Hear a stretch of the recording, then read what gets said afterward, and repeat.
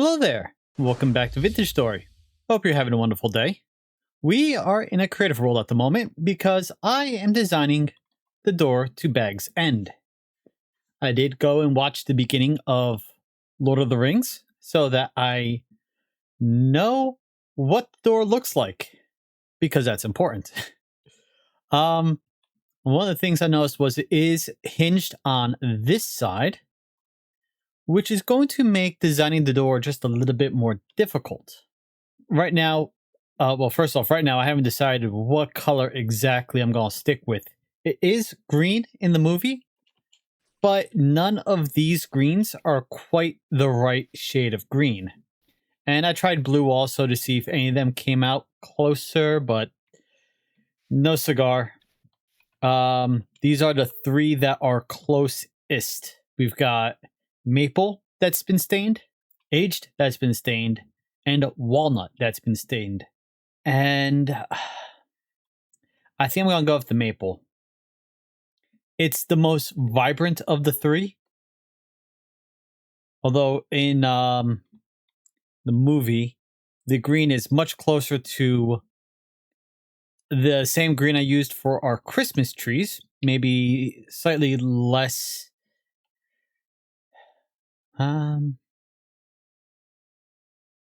Yeah, no. I don't think there's a good green that matches quite what I'm hoping for. But as you can see here, I am at least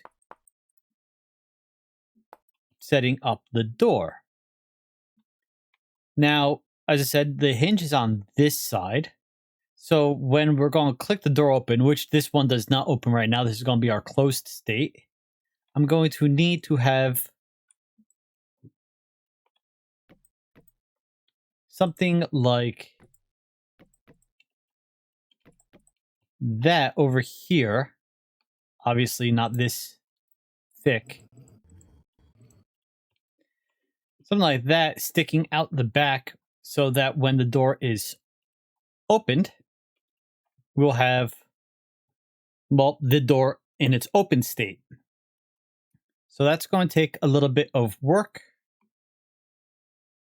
Specifically, I'm going to need to do something so that there is each of these blocks has a placeholder when the door is shut. Because when the door is shut, obviously you're not going to see it.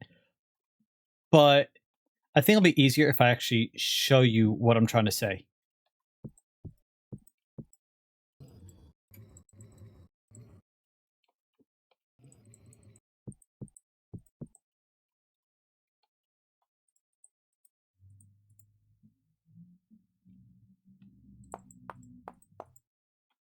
Okay, so here are two different states. And let's toss this down.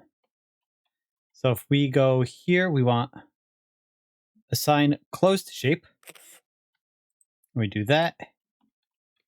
And we do that to all of them. So that's them closed. Now, if we click them, they all disappear. And we can link them together.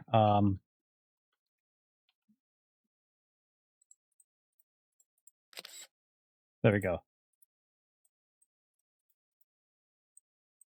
So then when we click them, they all cycle to their closed and open state. So this is the open state. This is the closed state.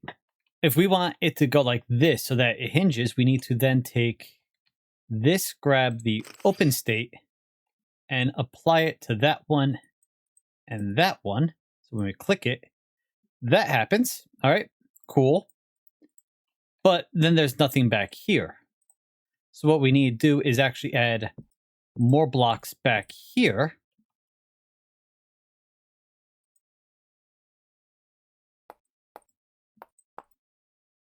All right, make sure they're all, and add them all to the same door.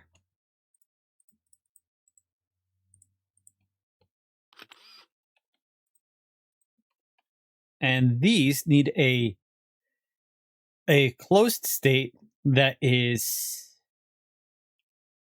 essentially invisible.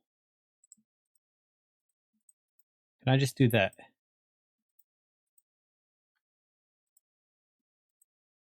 All right, but then I need to take this one here, and apply that to that one there, so that, yeah, okay, that does actually work. So I don't need to actually do anything special with these. What I did in the past was I chiseled it down till there was just one little voxel, and that way there was a block that could be altered. It does not appear I need to do that anymore. So that's why I just wanted to test. That's actually kind of cool. And by the way, you can walk right through these blocks when they're open, but you can't when they're closed because it's a closed door. And they should be insulating regardless of what state they're in, so I don't have to worry about the door not being thick enough to technically count as being insulated because it doesn't actually matter. Okay, that's good though. So I really don't have to worry about that for now. I mean, I'm still going to need to put 2 blocks here, but they could be any block. Yes, for the door, they could be any block, and then I have to apply the shape to them. So yeah, I'm sorry, I'm kind of all over the place right now, but you see what we're capable of doing. Let me stand on the other side so you can see. So that's what we're going to be going with. Like I said, I'm probably end up going to go with the maple, but for testing right now, it doesn't matter. I need to finish this and then recreate it again, but in the open state, and then I can copy it and apply it to whatever door I'm using as my template. We have our closed state and our open state. And so now what we can do is start applying them to this one here. So I think what I want to do first is set them all to be linked as a door.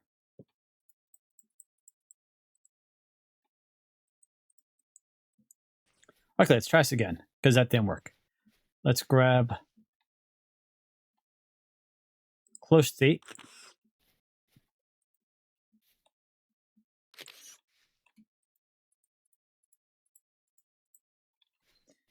And then for close state, these just need to be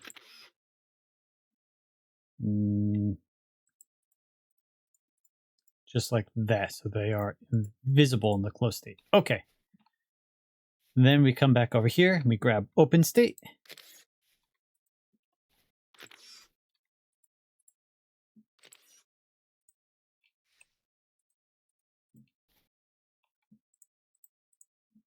Okay. So now everything should have an open state and a closed state. So if we then go link all these together,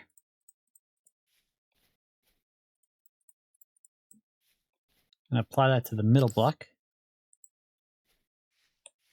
Oh, I misclicked once. But there we go. We have a working door. I'm gonna have to. That should be invisible.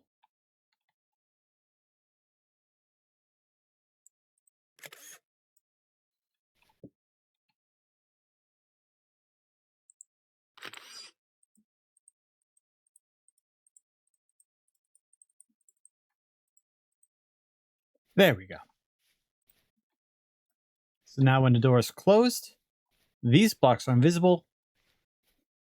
Can't walk through them, unfortunately, but it's going to be up against the wall, so there's nothing going to be there. Anyway, doesn't really matter. And then when it's open, we can walk through the door this way. And if I grab some of these quickly,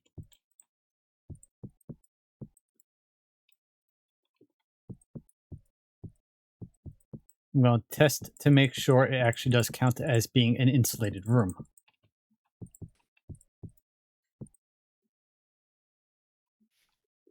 It does. Up in this little corner here, you see we've got this box. It shows, looks like sacks of food. That is what you get when you are in an insulated room. So if I go over here, which is a 2x2. It happens again. This is insulated, so it actually counts as a cellar. But yeah, the main point is just we're just testing that it does count as insulated, which it does. So now this is an insulated room, even though the door is not technically an insulated block. I'm very pleased with that. So what I'm going to now do is take pictures of these doors in these current states, so I can then take them over to the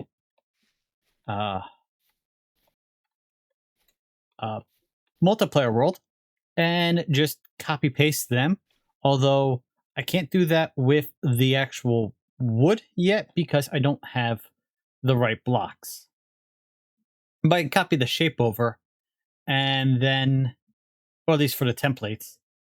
And then when I get the dye, which is easy enough, green dye is grass and water in a barrel for 8 hours. That's nothing. I can then take some maple, and I've got some maple trees by our base, and make up the door, and then we have our front door done. The rest of the doors, nowhere close to done. Those are still going to need work because I need to figure out how to do the arches inside. But at least for the front door, we have something. And if I've got this done correctly, this will be the last one.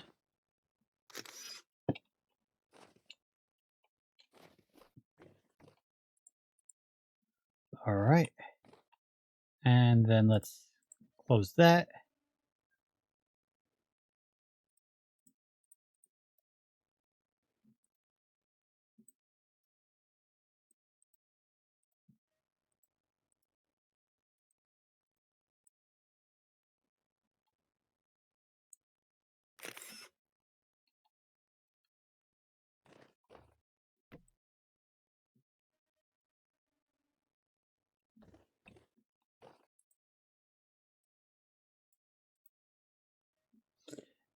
No, I don't have it done correctly.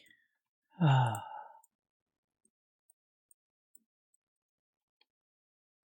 that's open. Everything's open. When these should be closed, they should be invisible. So I think I'm going to have to break the blocks and try again. Close state should just be that. Nothing special. Open state.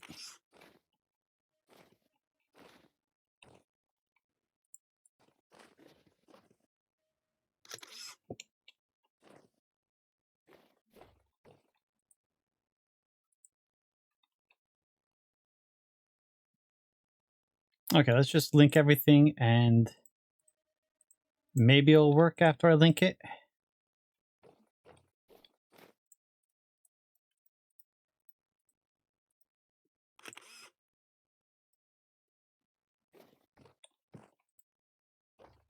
No, that's visible. That should not be visible.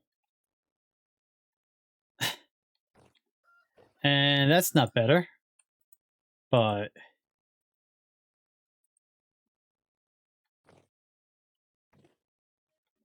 there should be a way to make them just invisible. Well, I can figure that out later. For now, we've got the front door to our hobbit hole done.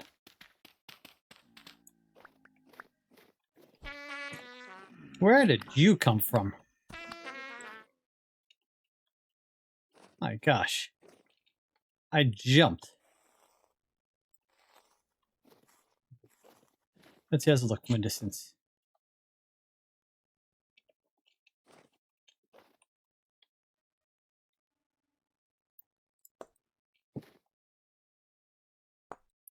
Now, there will be more stuff coming down over the front of this, right? In Lord of the Rings, the hobbit holes are built into the ground, and I am apparently not good at parkour today.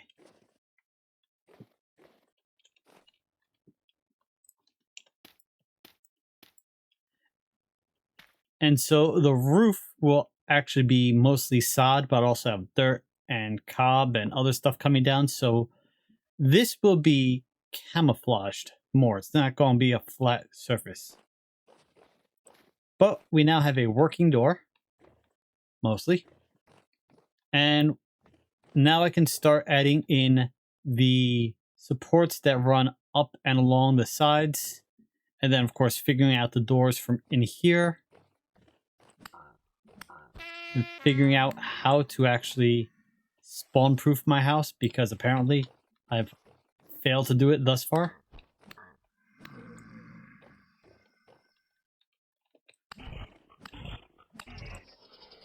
He spawned right in front of me.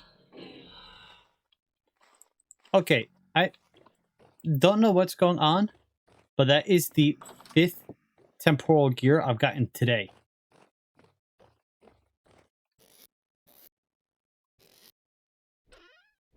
I'm running out of place to store them. So what I can do with these is I can chisel these down until they are 1 voxel by 1 voxel. They'll still be visible. It'll be annoying, but I can do that to hide them. I should be able to make these invisible. I mean, I've got that invisible right there.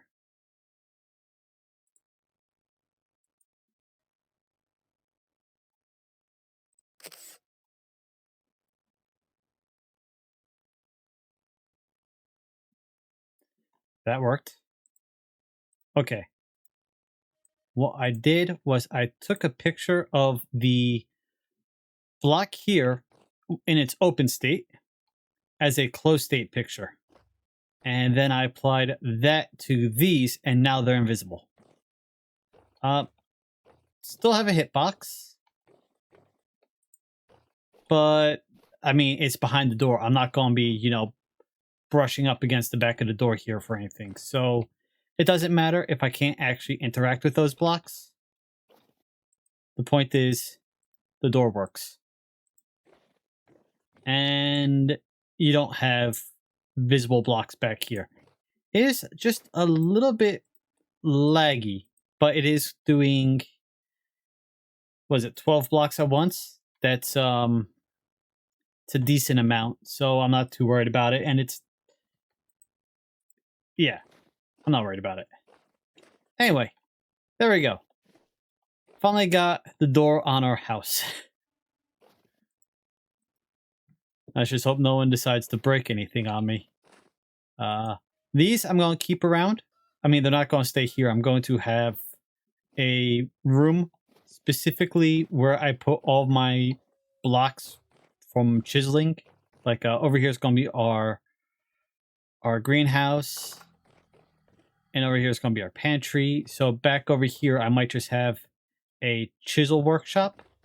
And so all the different blocks, like these down here, the runners for the floorboards, the chiseled for the ceiling, obviously the bits of the door there, those are all going to be stored. So if I break anything by accident, I have it copied somewhere. I mean, I do also have everything copied in my portfolio here.